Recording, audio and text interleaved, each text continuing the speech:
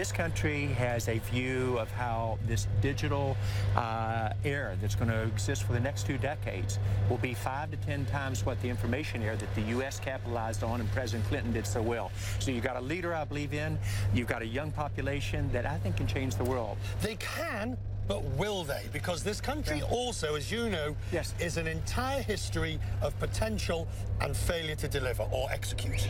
Well, it's going to be an interesting bet, Richard. I'm going to come back on in 1 and 2 years with you, and I believe that in that time period you'll see India leapfrog its peers, and you'll see a country which is traditionally, to your point, one that was a slow follower become a very fast, innovative leader. And when you have a leadership that is able to pull it together, and he doesn't talk about making India separate than skill India, separate from startup India, separate from environmental India. He talks about how you bring it together with smart cities. He talks about how you re-educate the population. It'll add 1 to 3% growth to their GDP. So what worries you about India in the sense of infrastructure? It's fine to have all these startups, to have these great companies, but if you can't execute it through the economy, and he's having difficulty doing that. Well, first of all, you're trying to move the biggest democracy in the world, 1.3 billion people, and you've got to turn it like it's a PT boat.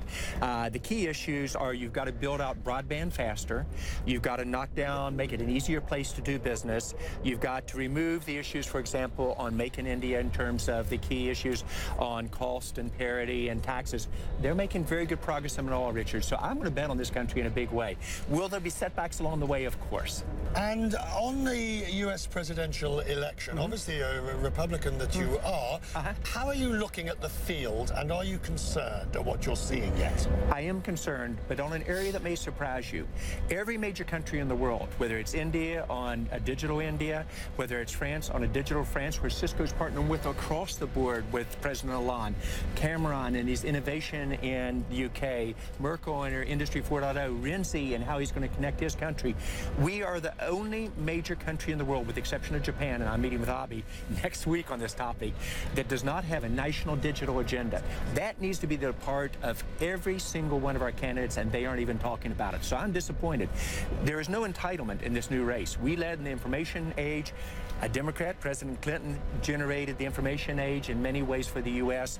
18% growth in GDP, 17% growth in real per capita income, 22.5 million jobs. We aren't even talking that. Do you see the next 12 months as a sort of go nowhere, move sideways in the business world, as business waits to see who the next president is and therefore what policies will be introduced? In other words, tread water. I think that would be a fatal mistake by businesses. Any company who doesn't change dramatically in the next 12 months, the game's over for them. It's a digital world. Every country, every city, every company, every person, those who tread water will get left behind, including countries. That's why I'm so bullish on India coming all the way around. Prime Minister Modi gets it. Will he make some mistakes along the way? Of course. But this is where the business community, the citizens of India, all the political parties should come together. India has the opportunity, and I would argue the obligation, to both change India and then help to change the world.